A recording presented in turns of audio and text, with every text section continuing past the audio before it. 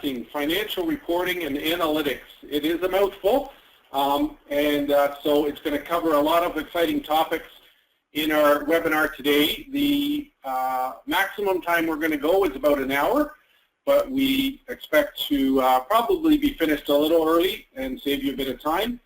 And as we go through the webinar, I want to, well, first of all, introduce myself. It's Ian Margerison here with Clear Insight, responsible for business development, and we have a few others from Clear Insight on the line who are going to help us with the webinar.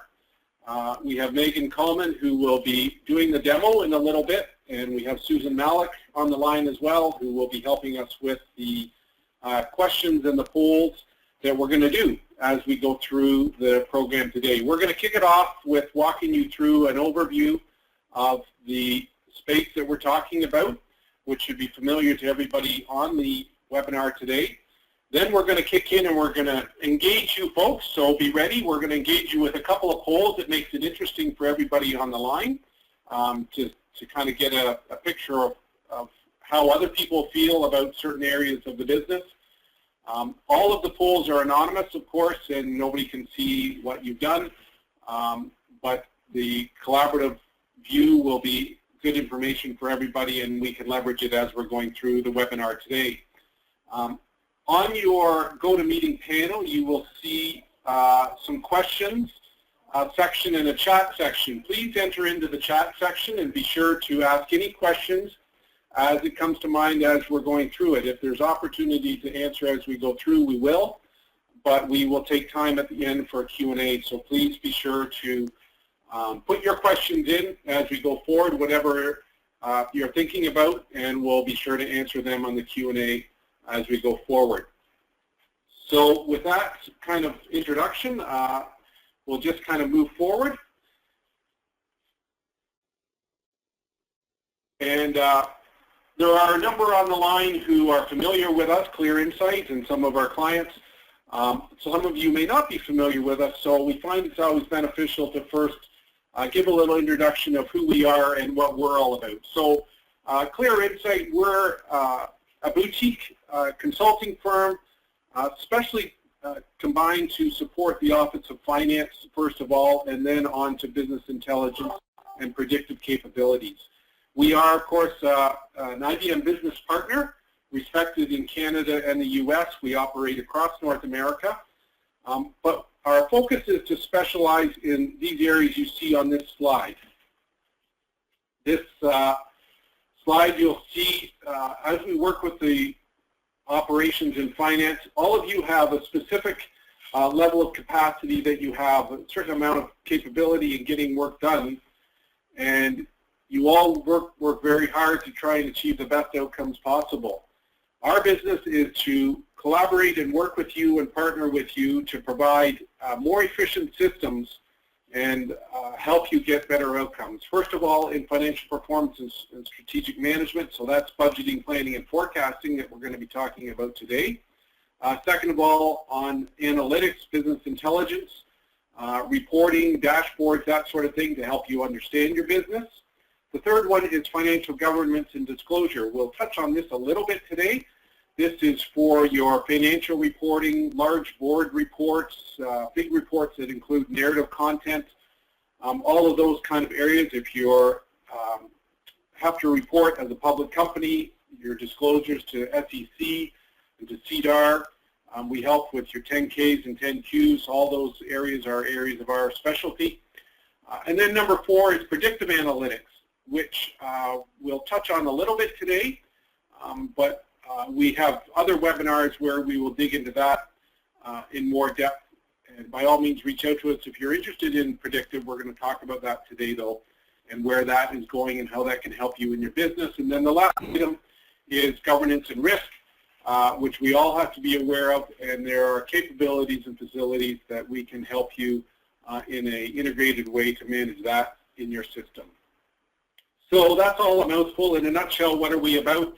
Simply, it's at the top of the screen you'll see we focus on giving back time, control, and confidence to the Office of Finance, but also all business leaders and workers. 3 ways: simplify and integrate the budgeting and planning process, which you will see today. automating and consolidated financial statement work, and narrative reporting, and then transforming data into insights with business analytics and decisions. And to do that all in a way, in a fashion that saves you time and gives you confidence in what you're doing. Of course, we've been in business for quite some time and have a number of customers. This is just a little snapshot of some of the logos of the customers we work with across a number of different industries and disciplines around North America. And we, as we say there, we enjoy helping all of our clients work smarter, not harder, in what they're doing. We endeavor to work very hard with our clients, and so they're quite happy with the services we've done.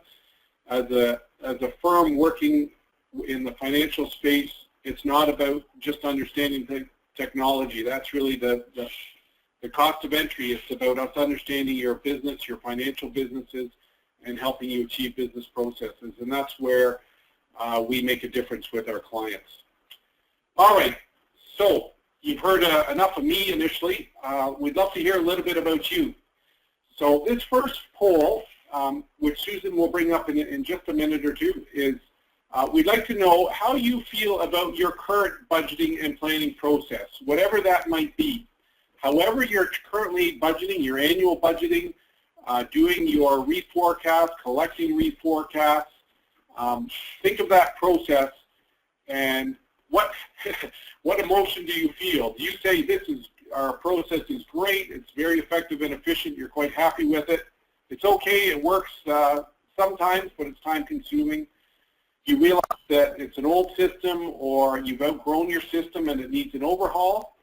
Or at the end of the day, when you say these words, it's a recurring nightmare for you? So Susan, if you could open up the poll, that would be great. And if everyone can just answer in on that poll and let us know, we'll just give you a little bit of time there to answer in where you're at with this.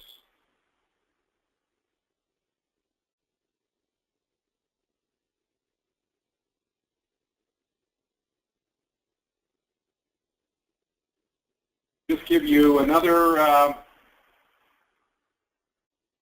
few seconds. Everyone try and get an answer in there. Pick one answer, 1 to 4, on how you're feeling with that.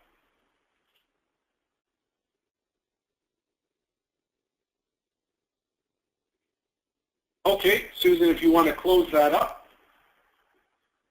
that would be great. And so most of the folks are in the middle there in 2 and 3. Glad to see that nobody's having any nightmares. And if everything was great, you probably wouldn't need this webinar. So we've got a good audience there.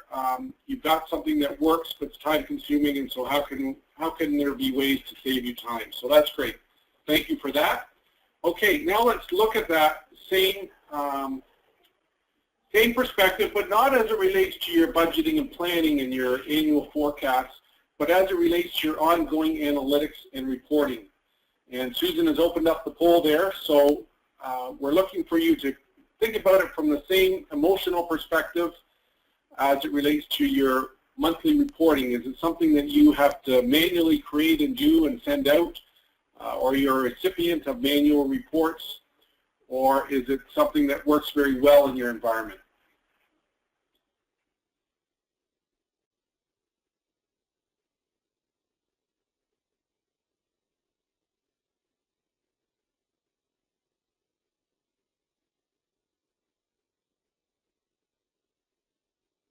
Okay, just give you another second or two there. All right, that's great, Susan. If you can close up the poll. And everybody's right in line there on number 2. Works, but it's time consuming and has some challenges. And I'm curious if the challenges that you're facing are similar across our audience here or unique challenges. Of course, business analytics and reporting has been around for quite some time now, and so most organizations will have it in some way, and you need it to make fact-based decisions. But there are solutions that can really create a new dynamic to this for you. One of the ways is with predictive capabilities, and this is our last question for you right now, and it's around predictive analytics. And so, curious on predictive analytics in your environment. Do you have no experience with it? You've heard of it, you're curious. You don't have experience, but you're planning on doing something this year with it. Or number 4, it's already integrated into your business and it's a key component of your business. If you could just take a minute and think about that. Predictive, of course, what we're referring to is the capability of leveraging solutions that are able to mine your data sets, model your data sets, and provide you back with statistical best case scenarios of future forecasts of best ways to spend your marketing dollars, best ways to manage your inventories, etc. All of those types of things. So if you could just take a second or two and answer that. All right, terrific, Susan. If you could close the poll up for that one. And very interesting. Probably a little further along than I would have thought, and so I'm glad to see that. There's a good number of you already have it part of your regular business, and that's fantastic. I would say that that's a bit of an anomaly from the general industry out there. Predictive is definitely coming online and becoming more mainstream. And so it's good to see that many of you are using it already, and some of you that are looking to engage with it this year. And so certainly there's some exciting things in being able to optimize your revenue and reduce expense with predictive capabilities. All right, so as we move forward and as you think about your budgeting and planning processes, a number of you said you had processes that were okay, but it needed work. And we work with a lot of folks who have a lot of different systems.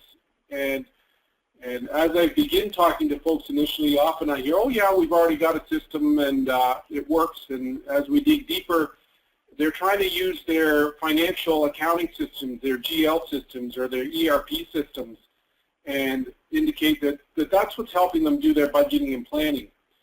And you know what, when we dig down into that, it turns out that really all of those discussions lead back to Excel, and at the end of the day, they do have those systems, but they're dumping data into Excel, sending Excel templates out to the audience, and then loading it back into those systems. So really, those systems are not the systems. It's, as we say here, it's putting a square peg in a round hole to do your budgeting and planning. Those systems are fantastic for managing your day-to-day operations and all that's involved in operations and ERP and billing and accounting areas of your business.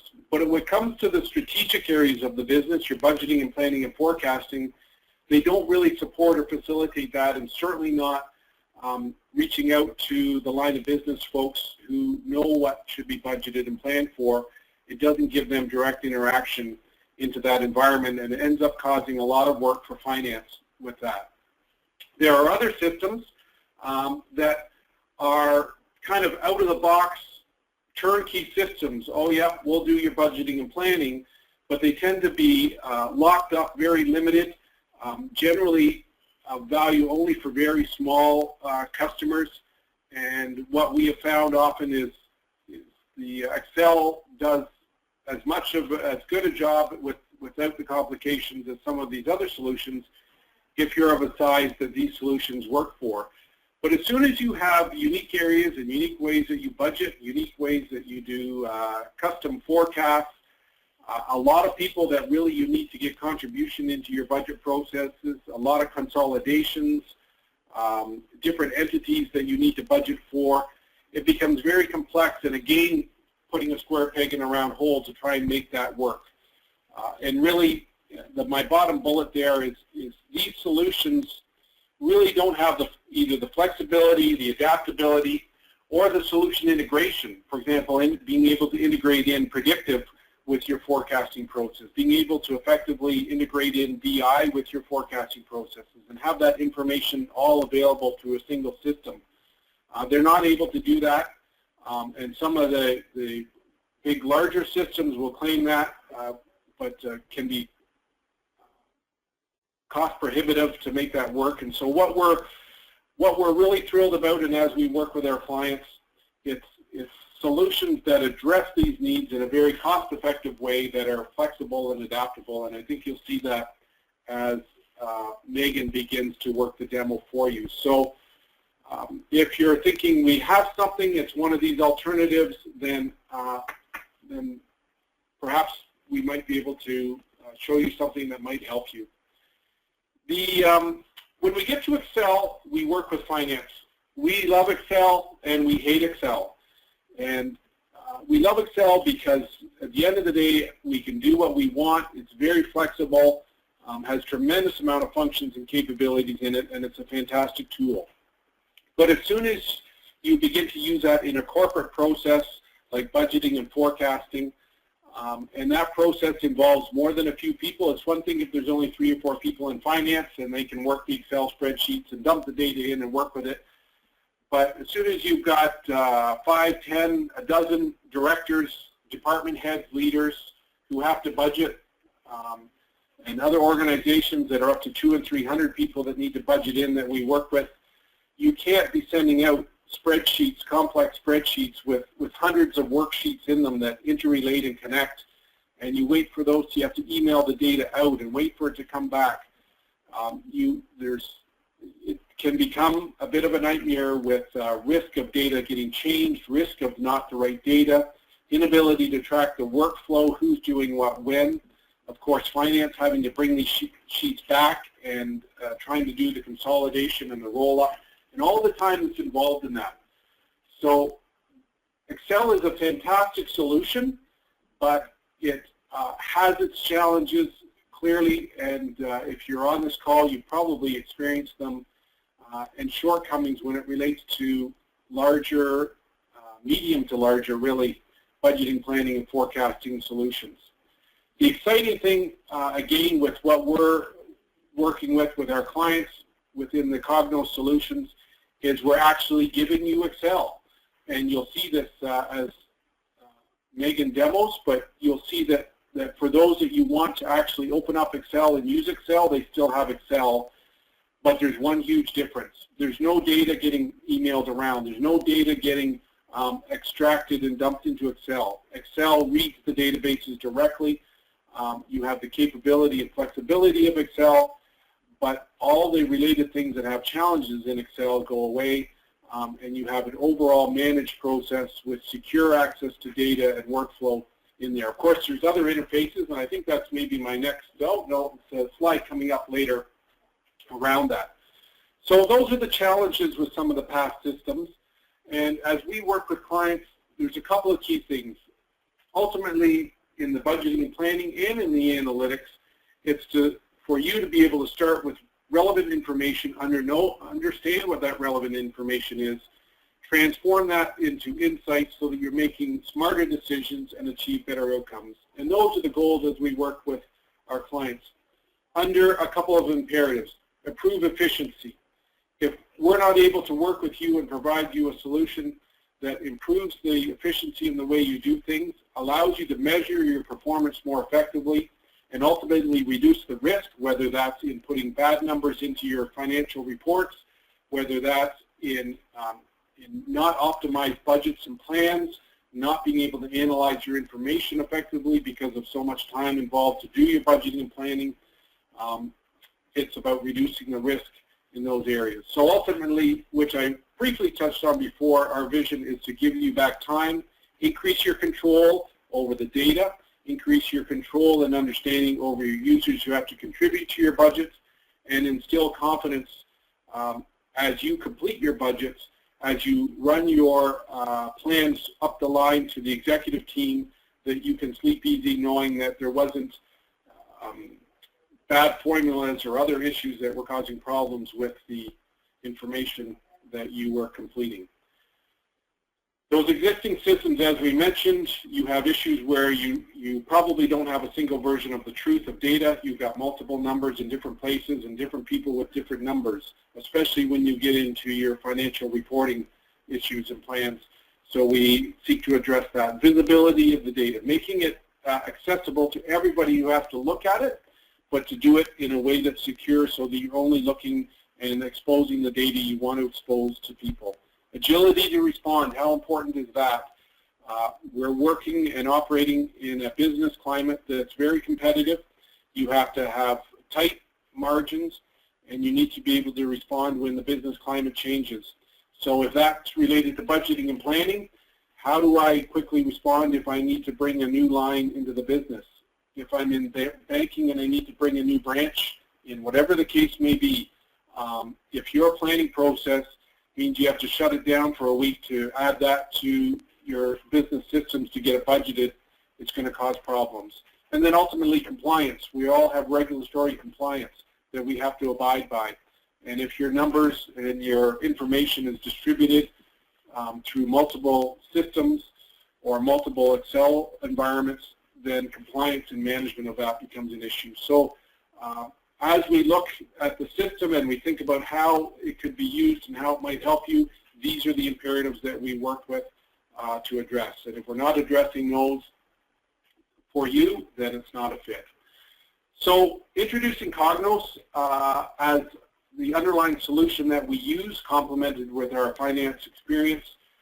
COGNOS gives you 4 different environments to work from, and it's all included when you leverage this. And Megan will be showing you some of these. As I mentioned on the far left, you have the Excel-based interface where you can open up Excel and begin working directly with Excel. And in fact, you'll be pleased to know that the actual templates and reports are built in Excel and uploaded into the system. So it becomes your report builder, and so your skill set remains the same because you can still use Excel to build your reports and templates. You then have an on-premise, on your laptop solution called COGNOS Insight that's part of it. That allows you to take a slice of your budget or plan or your report, bring it locally onto your laptop, and work with that, enter your new numbers, and then upload that back into the central environment next time you hook in. So it gives you an offline environment to work with. Managed collaboration is the environment where, generally in a corporate environment, where individual areas, departments start their budgets here. This is where I'll select my area of my budget. I'll lock it out to myself where I begin editing and using it. From a finance perspective, you're able to use this as a bit of a dashboard to understand who has started working on their budget, who has approved the budget areas, and you'll know exactly where that's all at. And then the last column there is exciting, is all of this can also be done in a mobile environment, whether it's entering numbers into your budget or doing daily or monthly analytics on the numbers as it comes out. It can still all be done in your tablets or on your smartphones in a mobile environment, and that's included with it. So combined, we've got the TM1 side for budgeting and planning and forecasting. We've got the COGNOS business intelligence side and predictive capabilities that match and blend into that in an integrated COGNOS model. Depending on the size of your organization, individuals who have less than 100 users, COGNOS Express becomes a very cost-effective, powerful solution where you've got all the power of the enterprise capability in a very cost-effective solution that gives you the full power of budgeting, planning, and business intelligence. And then you can grow from there to COGNOS Enterprise and TM1 as needed. COGNOS Disclosure Management, which if we have time on the call today, this is the solution to support you in your any larger reports that require integrated narrative discussions on whether it's monthly or quarterly, board reports, external annual reports. This solution is a secure collaborative solution that allows multiple individuals to work on the reports in different areas of the report to lock out certain elements. But the exciting thing is it's all secure, reads the data from the databases. So if there's last-minute journal entries and numbers are changed, you don't have to go through 40 pages of report and manually change the numbers. The system will dynamically do it. If you have to report to the U.S. and you need XBRL reporting, it includes that capability, EDGAR capability. It's all in there. And so this becomes a very cost-effective solution to augment the budgeting and planning side and BI side.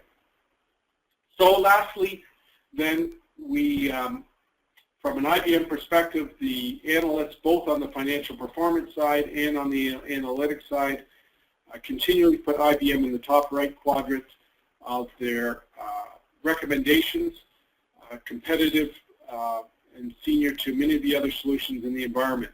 If it's enterprise-wide or if it's mid-market size where you can use COGNOS Express. And we are very excited about being able to work with this product for our customers. So without further ado, I'd like to turn it over to Megan now, where seeing is believing, and she'll just kind of probably really just scratch the surface, the tip of the iceberg as it were, with some of the functionality, but hopefully it will give you a flavor. And then I'll come back afterwards. And of course, where we have struck an interest or wet your whistle with what you've seen or heard, we're very happy to follow up with further discussions with you later. So Megan, if you are online and ready, I will let you take control.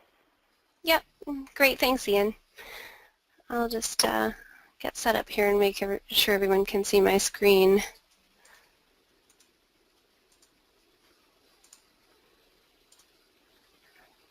Okay. Does that look good, Ian? You can see it? Yeah, you're perfect. Okay, great. So good afternoon, everyone. As Ian mentioned, I'm a solutions architect with Clear Insight, and I'll be taking you through a demo of a few of the budgeting, forecasting, financial reporting, and analytics capabilities of some of IBM's analytics tools. We'll start by taking a look at TM1 applications, which you can see here. It allows you to manage the states of particular regions, accounts, products, etc. of the business, depending on what sort of approval hierarchy you've defined. In this case, we're going to check out and edit a particular region in the corporate PM workflow. Excuse me. It's a good place to start, as this is where any contributors to your budget would begin. So first off, I guess we'll take a look at. We'll start at the bottom here and take a look at Canada as a for instance. You'll notice that each of the nodes beneath Canada is locked. So you can see here there's a status for each node, and then beyond that you've got a number of other pieces of information above. So each of these nodes is in a state of locked. These are your possible permissions. So you can view, edit, submit, or reject. In my case, I'm logged in as administrator, so I have all of these rights. If you were to log in as a different user, you may only be able to submit, view, edit, and submit. You wouldn't have rejection abilities. And in other cases, you may not even be able to submit. Depends on your level of permission. So as I mentioned, Canada's locked down, so it's been submitted for approval. So now the next level would be whoever the approver is to either approve or reject these particular nodes.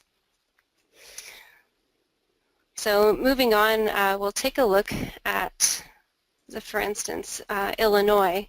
You can see that Illinois has a different status. It's set to reserved. This means that someone has actually submitted it, so that option is no longer available. So basically at this time it can be released for re-editing.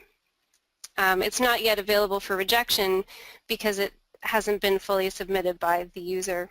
And you can see as well that the owner in this case is the PM rather than the administrator. So moving on from there, we're going to take out and do some work with Massachusetts. So in order to do that, I just right-click and I say Open Application TM1 Web.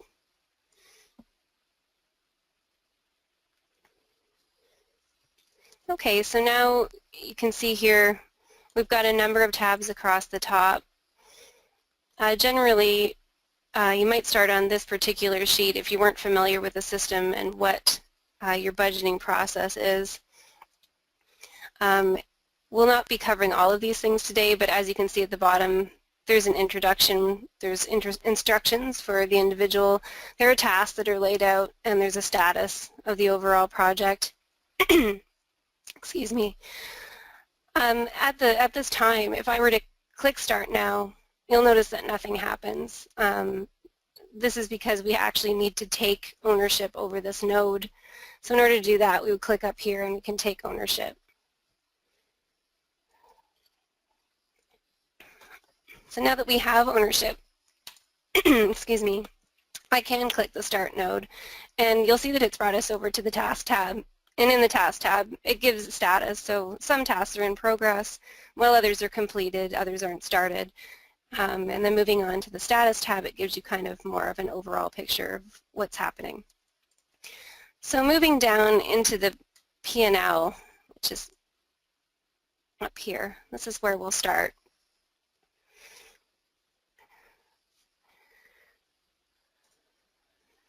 And actually, before I move on, just so you're aware, we'll take a look back at our application web. So you can see now that Massachusetts status has changed. So we're now in a reserved state and it's being edited. So rather, unlike Georgia or Illinois that I showed you earlier, it's currently in an edit mode. So someone has it open and someone's working on it, whereas for the reserved node, someone has saved their data, but they haven't fully submitted it into the system for review. So we'll head back over. So here we are in the P&L. It looks like I've got two of these open. Excuse me a moment. There we go. Oh, excuse me again. Let's reopen that.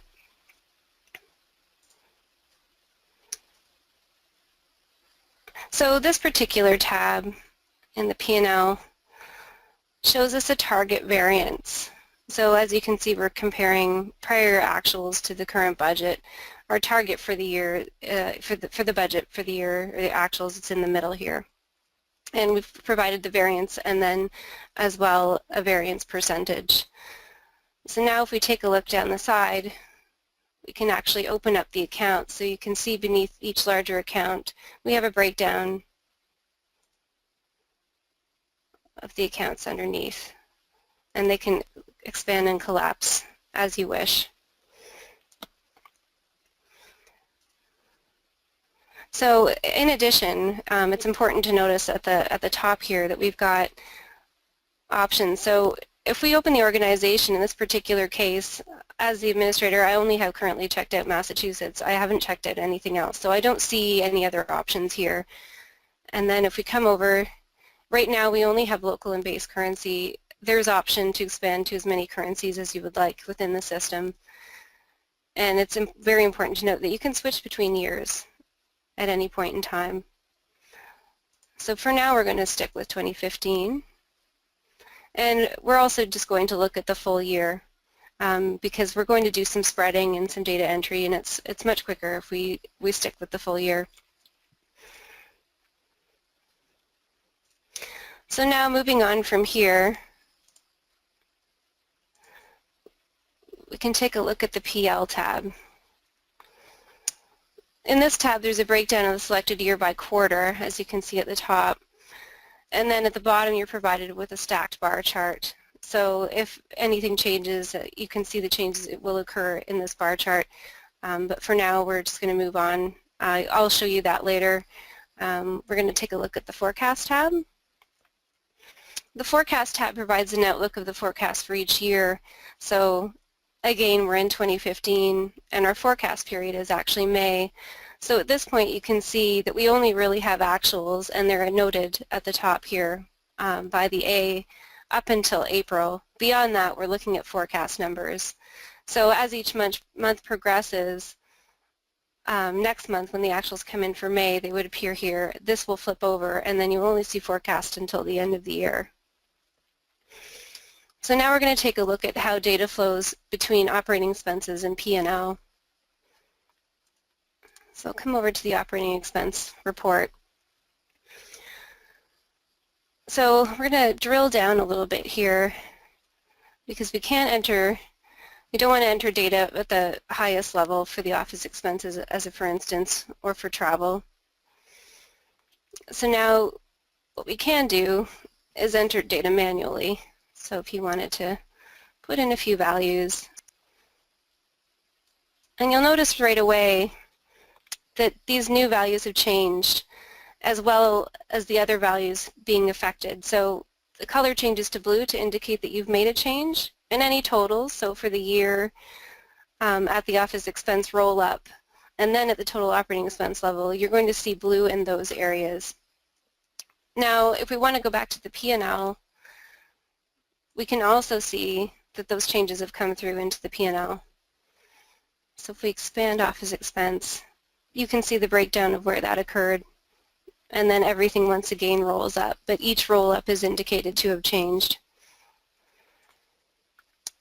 So now we'll head back to the OPEX sheet.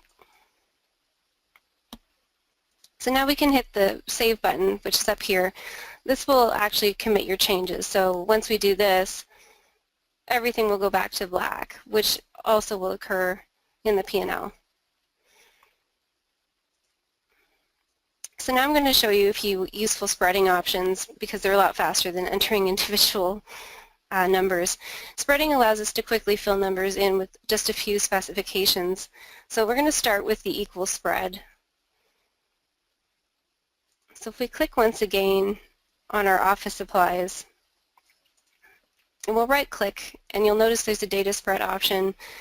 Beneath data spread, because I've clicked on a leaf item, which is January for office supplies, rather than the year item, you'll notice that a few of these are unavailable. So for now, we're going to do the equal spread. So let's just enter, say, 6,500. Then we have to choose which way we would like to extend, because it is possible you could be in the middle of a year and you can go right or left. It's up to you. In this case, I'm going to go right and extend for the entire year.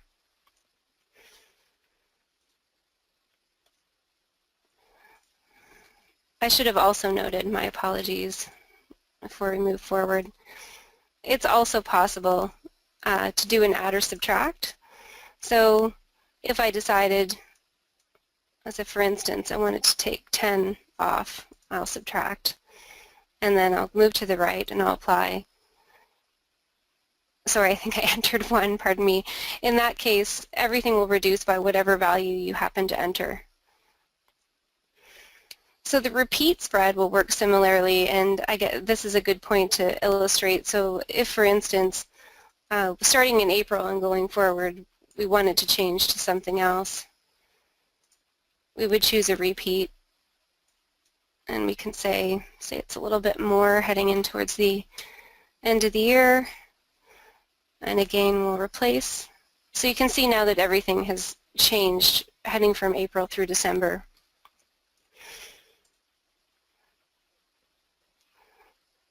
So this is a great time to illustrate a few helpful toolbar items.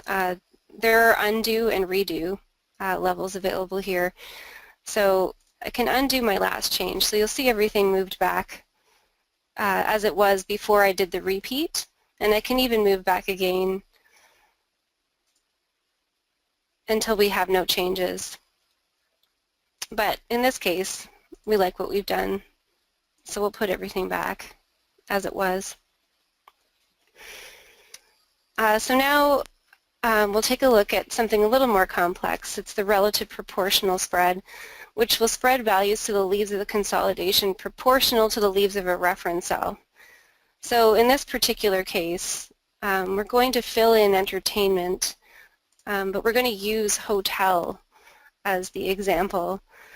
In this case, you can see there's a pattern of sorts here. So the first 3 months are at 10,000, then we've got several months at 12, and then the final 3 months will change up again with December ending lower than any of the other months. So in order to do this, this time we need to click on the consolidation. So we want the whole year. So we'll right-click, do a data spread, and we're going to pick relative proportional spread.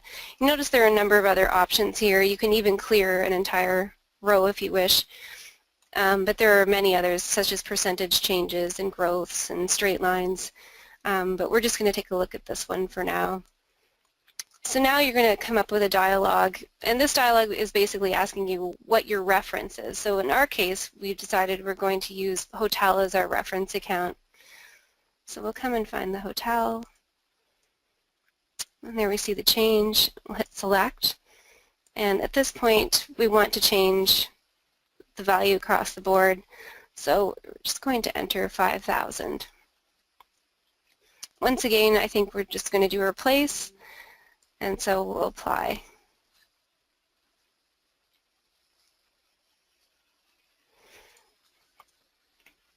Perfect.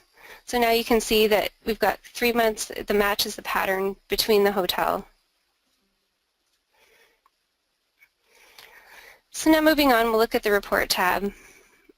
As you can see, again, similarly, we've got the same sort of changed values, and then in addition, we've got the changes below in the chart. We can see that the spreading from the spread appears in blue here as well. I'll now commit the data so that everything's turning to black, and we're going to move on to the revenue web sheet.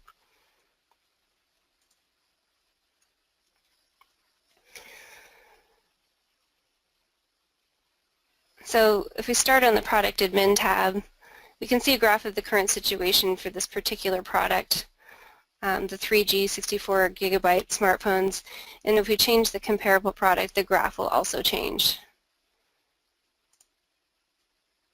So we see an adjustment that immediately occurs.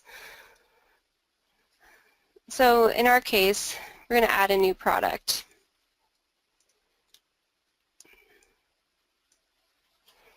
So if we come over here, we say 4G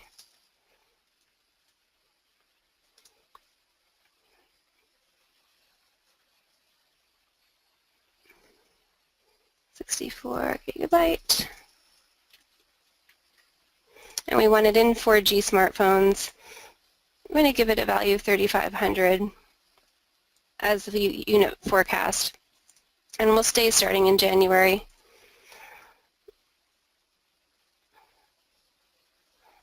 You can also see there are a number of other parents available in this list, but we'll stick with 4G.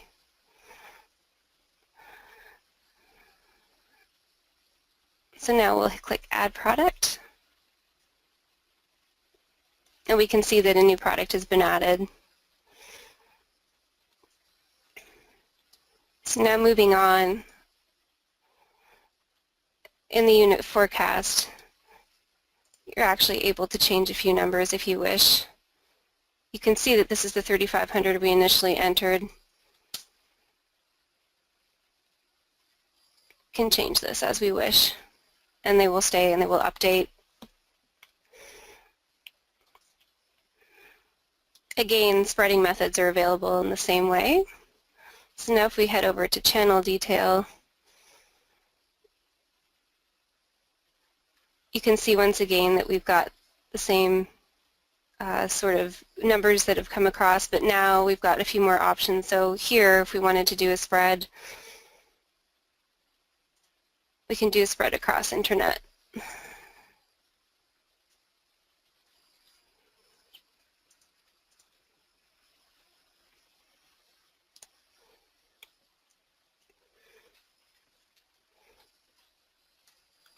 And likewise with distribution.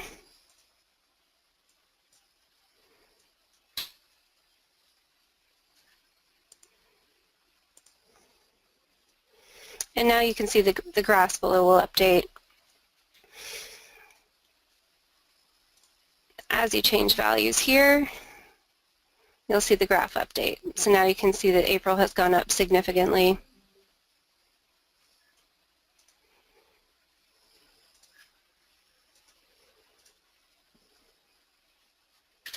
Oh, excuse me a moment.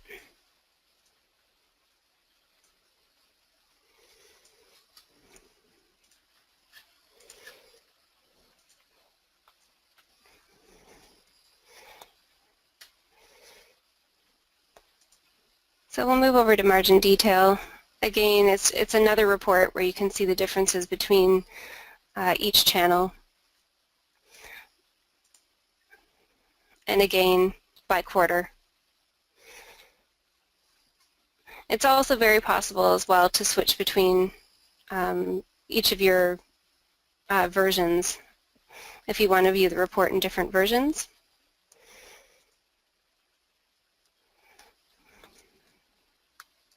And then finally, we'll take a look at the report itself. The product unit forecast report provides an overall picture for the year broken down by quarter in larger groupings. So you can see trends for individual product groups across the year and their corresponding quarterly values. And then we can see the graphs at the bottom once again. So similarly, if we move on, we can also make adjustments to employees. As if, for instance, here I may want to change the merit percentage or the salary for a particular employee. So if I change this as if, for instance, to 7%, and then I can drill into the details for each of these employees. In this particular case, if we wanted to look at Gretchen Davis, we can see all the changes have been reflected.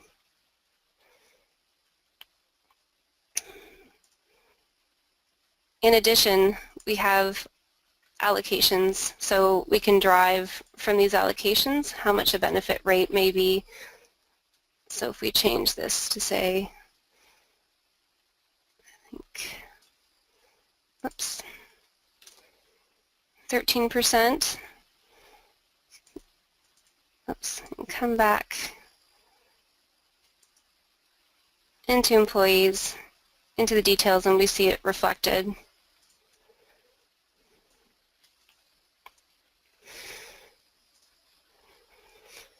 So now looking at the reporting tab, once again we see something similar to what we saw in revenue, where you'll see graphs for individual account types, so salary and bonus, so benefits versus salary versus employer taxes. And then we even have an FTE graph here at the bottom to give you a sampling of, how many FTEs you have per month.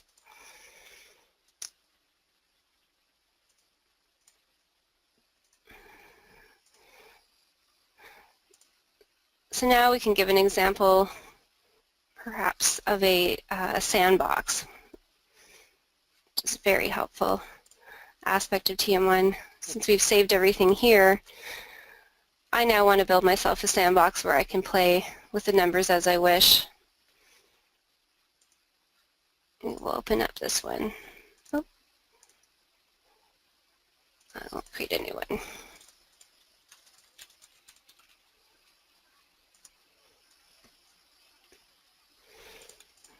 So now I'd like to see how this might be reflected as a change. But now if I head back to the default sandbox, I can see that I still have my $500 that I'd entered initially. If I want, I can go into my new sandbox and submit the value. This will then push that value into the default sandbox. So now, moving on, we'll take a look quickly at the Excel interface that Ian alluded to earlier. This, for example, is where we built the P&L variance to target. And as you can see, it's all options in Excel, but now we have an additional tab to help interface with TM1. Additionally, we also have the ability to open up ETL processes that allow us to push data either from ODBC sources, so you just indicate your data source, username and password, and then the appropriate query depending on what your data source is. So moving on from here, take a look at some of our dashboards. So this one in particular starts out with a welcome page. Off of these you can actually run Report Studio reports. As if, for instance, this report is giving an alert about Massachusetts. It is also possible to do drill downs on these reports, so you can go into various areas of the report. Moving back into the home page, however, we see that we've got many options. So we've got KPIs here, which we can actually also do drill down on.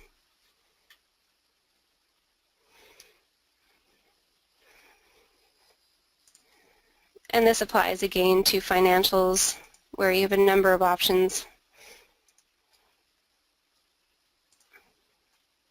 And as you can see, there are many, many options for your visualizations.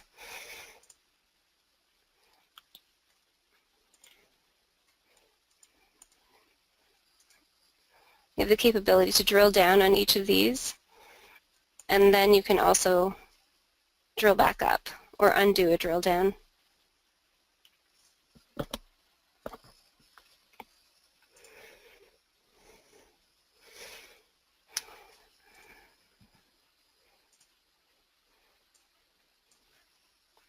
So moving back, I'll show you one more great report.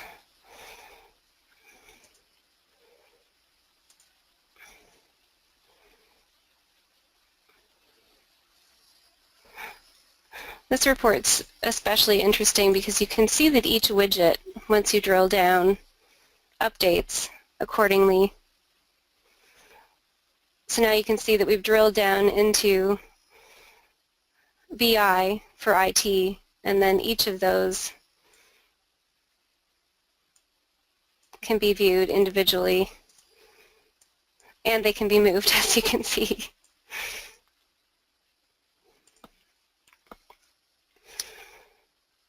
So I think, Ian, unless you think that I have time to show them CDM quickly, we'll wrap it up there.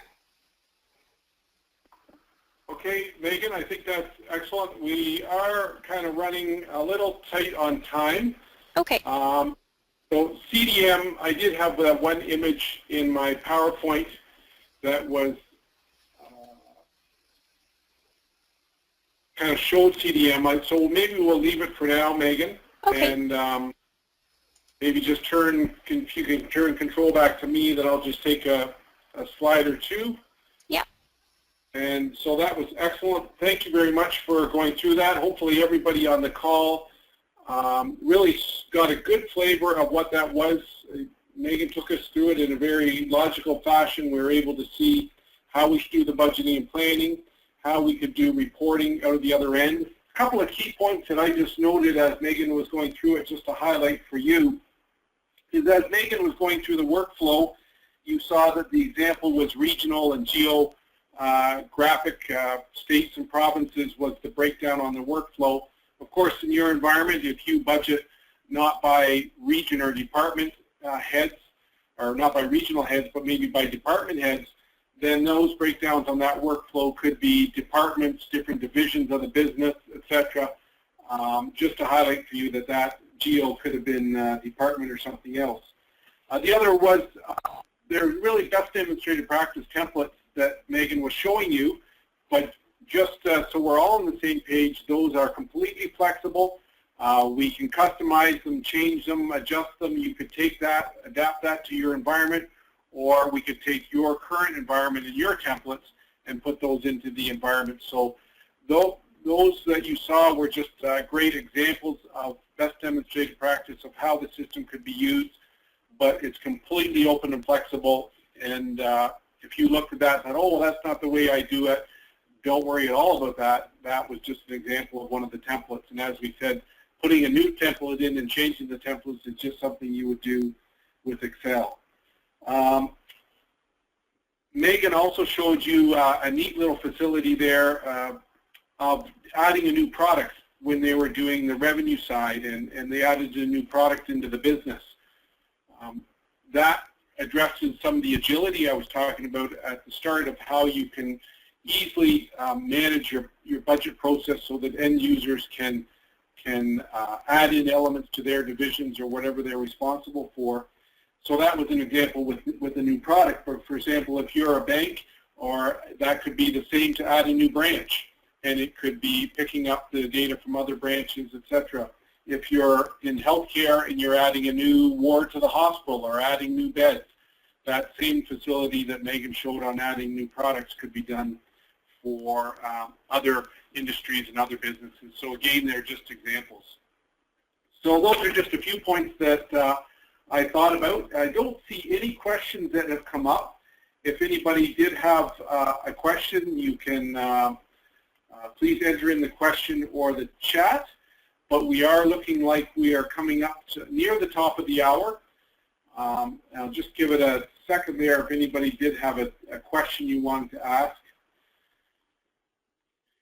If not now, then you can see right here our contact information, my contact information actually. Please don't hesitate to reach out to me, send me an email, give me a call, and if you are looking or interested in a deeper dive on COGNOS disclosure management and you'd like to hear or see a presentation on that, we'd be happy to do that for you. And just reach out to us. There's our website as well, and you can navigate through different items on the website. So I hope this was beneficial to you. I hope we've been able to give you an insight into a world in which you really could transform your budgeting, planning, forecasting, and business analytics, and that you've seen some best demonstrated practices that you might want to share with others in the business. And just don't hesitate to reach out to us, and we'd be happy to help you with any questions or thoughts you might have. So with that, I will close up the webinar. Thank you for your time today. Thank you very much, Megan, for your fantastic demo, and we wish you all well and the best of an afternoon.